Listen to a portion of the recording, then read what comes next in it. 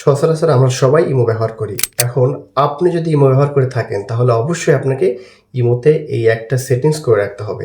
এই একটা সেটিংস যদি আপনি করে রাখেন তাহলে আপনার ইমোটি কখনো হ্যাক হবে না। কোনোভাবে হ্যাক হবে না। যত চেষ্টাই করুক কেউ আপনার ইমো হ্যাক করতে পারবে না। সো আপনাকে এই একটা সেটিং করতে হবে। সো এই একটা সেটিং আপনি কিভাবে করবেন চলুন দেখিয়ে দিচ্ছি।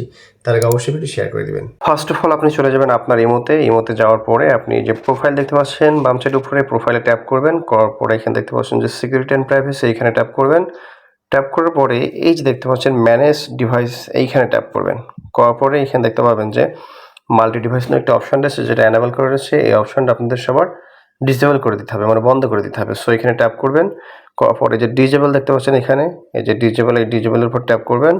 তাহলে দেখবেন যেটা ডিজেবল হয়ে যাবে। এখন এটা ডিজেবল হওয়া মানে আপনার এই ইমোটা কেউ হাজার চেষ্টা করলেও তার ফোনে লগ ইন করতে পারবে না, কারণ আপনি এখানে মাল্টি ডিভাইস পারমিশন অফ করে দিয়েছেন।